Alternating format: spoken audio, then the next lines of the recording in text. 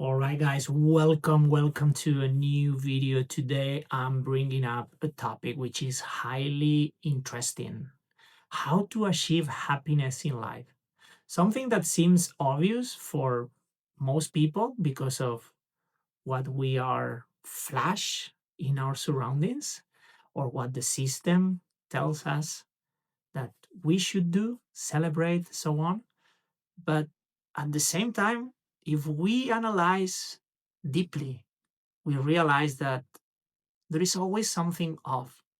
And why I'm saying this is because I know also from my own experience, the last 30 years of my life, I didn't really find a meaning to pursue a life that I wanted. And everything started when I was a teenager. At the age of 10, 11 years old, I actually developed already a very, very high interest on how to generate money, but from a perspective more of the strategy, not so much on, oh, I want to make money. And, that was my destination, my focus, because that's bad. I see money as a tool, but let me develop this a bit later and give you a bit of context. So, my parents were kind of worried that a young kid, 10, 11 years old, already was thinking about systems on how to generate money from a strategic perspective. They took me to a psychotherapist, and there they diagnosed me as someone that could potentially have trouble with gambling and a serious drug addiction. Well, nevertheless, I actually decided that this was something bad, this kind of passion or interest I had for that. And I didn't know what to do. I didn't know what to study. I didn't know what to pursue in life. And I ended up trying to follow my dad's dream that was for me to be an agricultural engineer. I failed. I didn't manage to accomplish my studies until the point that I was like, okay, I don't know what to do with my life when I was 18. So I entered a hairdressing course that I hated. And then I found out that cutting hair was something that pleased me and I was interested and I could do this over and over. So I was lucky in that sense. But again, this was also merging with that interest I had about how to make more money. And, that was a little bit my goal. So I started to develop business ideas. At 21, I opened my first business. And from there, I've been testing and trying many things. I tried e-commerce. I tried also physical stores. I tried also tanning beds. I tried also a cafe, you name it, even a tattoo parlor. So it was many different things. And I was trying. But of course, I wasn't prepared enough. And at age 24, I reached bankruptcy. So I had a big debt of 650,000 US dollars. I've been spending the last 20, almost 20 years of my life trying to down pay that debt, and I still haven't managed to clear everything. But I learned something interesting, that when you do not take responsibility into your own situation and try to enjoy life, because you see that you are not getting the result you would like to do, then you start drifting. And then when I was in my 20s, I tried several things and I felt like, well, my life is fucked up. So then I was just partying, I was just drinking, I was doing drugs, clubs, so on, bad companies, let's say. And then you realize that, well, doesn't really bring me any happiness. If this is supposed to be enjoying life, then in my 30s, you do what everybody does, right? Build a family. But the same, it wasn't really that I wanted. I wanted to fix my financial problems, and those financial problems were adding pressure to my relationship. So it was not really bringing anything than that. And of course, you have the same in a different situation. Before in your 20s, you party in clubs and so on. And then you do more or less the same with your partner, which is go to restaurants, drink wine, and so on and so forth. So it's basically the same on your 20s, but when you are 30s, and okay, maybe you do not achieve the club, but cocktails, things like that, but the same.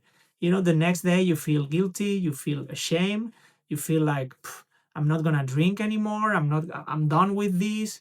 But nothing happens. You keep doing this over and over and over and over because there is social pressure, because we are told that we need to celebrate. And in order to celebrate, we need to drink alcohol. And nobody knows how to talk to each other without a single drop of alcohol.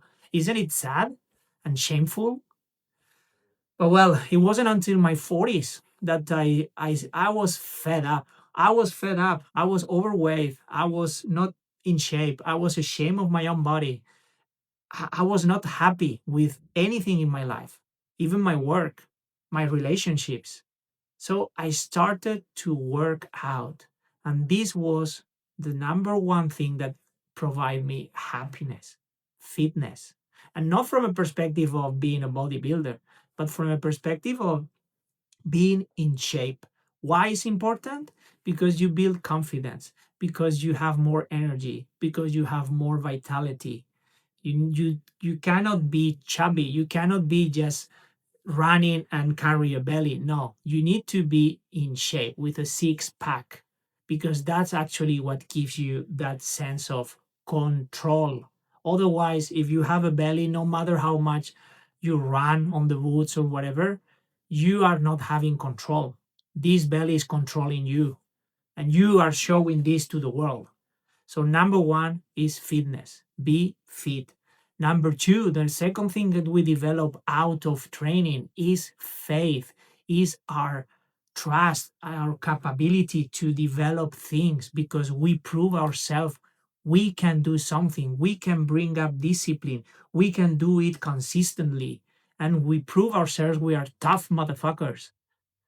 Then we need to use those two values, those two standards into finances. And finances, not from a perspective of earning more, to spend more, to upgrade our life. That's bullshit. That's the lie that society have told us forever. Why? Because they want us to be in the trap. They want us to be dependent on the state. So we need to understand money as a tool, something to create more. Because guess what? This is what institutions do. This is what the big players do. They don't use money in a way that does not produce more money. But of course, they are not gonna teach us these things because they don't want you and me to know that. But it's not so difficult. You just have to understand money as okay, I get money, I earn, I invest first, and then I cover my basic expenses, not lifestyle, basic expenses. And with that, those three things, which is fitness, faith, and finance, you could say, well, if you do this, you will be a millionaire. 100% guaranteed. I put my hand on fire, and I promise you that if you do this, no matter what age, if you start at your 20s, even better, or even before that, you will end up being a millionaire in less than 10 years. And then what happens that when you have the money, and if you don't have the fourth thing, which is purpose, which is a meaning in life. In Japan, they call it Ikigai. Is basically combining your interest, your passion, your curiosities with your talent, merging that, because we all have a talent. You have to figure out what is your talent, what are you good at, and what's your passion. And that, use that, pack it together, and put it to serve others. If you do not do that, you're gonna feel miserable again. And the worst thing is that you are in a very gray area, because guess what's gonna happen? You're gonna have more money, more power of purchase, And you're going to use that money for plenty of stupid things in order to auto sabotage yourself. So there you have it, guys.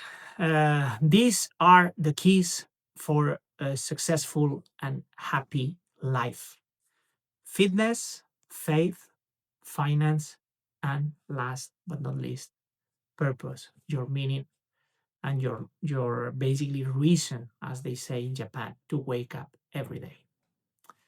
Tell me in the comments what do you think about that, and if you already are implementing something, or if you feel like your life is off and you do not really know why.